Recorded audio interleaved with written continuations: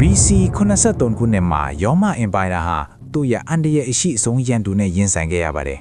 စစ်တပ်တခုမဟုတ်ပါဘူးကျွန်းတယ်လောက်ပါစပါဒကတ်ကို The Race Data မှာမွေးဖွားခဲ့ပြီးရောမတို့ရဲ့ဖန်ဆီးခြင်းကိုခံခဲ့ရပါတယ်သူ့ကိုကျွန်းထိရောင်းချခဲ့ပြီးလူတွေကိုဖျော်ဖြင်းဖို့အတွက်တပ်ဖြတ်တတ်အောင်လေ့ကျင့်ပေးတဲ့ကာပူအာမြို့က Gladiator တင်တန်းကျောင်းကိုပို့ဆောင်ခဲ့ပါတယ်အဲ့ဒီအစားသူတို့ဟာပွန်ကန်ခဲ့ကြပါတယ် BC 93ခုနှစ်မှာအဲ့ဒီတင်နန်းကျောင်းက Gladiator 90ခန့်ဟာမီးဖို့ကြောင်သားတို့ကိုတုံးပြီးထွက်ပြေးခဲ့ကြတယ်စစ်သုံးလက်နက်တွေကိုလူယူပြီး Vesuvius တောင်စီကိုထွက်ပြေးတိချောင်ခဲ့ကြတယ်ရောမအစုံရကသူတို့ကိုနှိမ်နှင်းဖို့ဒေတာခံတပ်ဖွဲ့တွေကိုဆေးလှုပ်ခဲ့ပါတယ်သူတို့ကြရှုံသွားခဲ့ပါတယ်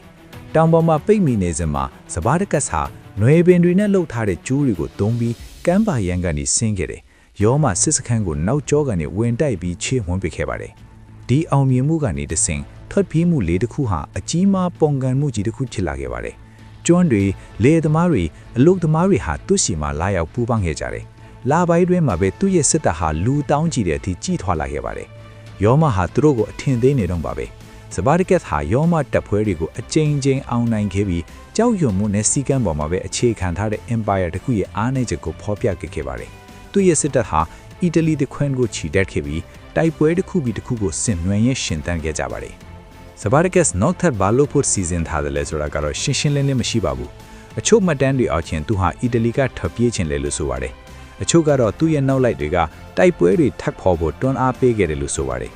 ယောမကနောက်ထပ်အခွင့်မပေးတော့ပါဘူးယောမလွတ်တော်ဟာဒီပုံကန်မှုကိုအဆုံးသတ်ဖို့အတွက်ယောမရဲ့အချမ်းသာဆုံးပုဂ္ဂိုလ် Crassus ကိုတာဝန်ပေးခဲ့ပါတယ် Crassus ဟာစီကန်ကိုပြန်လည်တိစောက်ခဲ့ပြီးထွက်တီးမဲ့လမ်းကြောင်းတွေကိုပိတ်ဆို့ထားပြီးစပါဒကက်ကိုတောင်ဘက်6ဆုံစီကိုတခေးပြေးမောင်းထုတ်ခဲ့ပါတယ်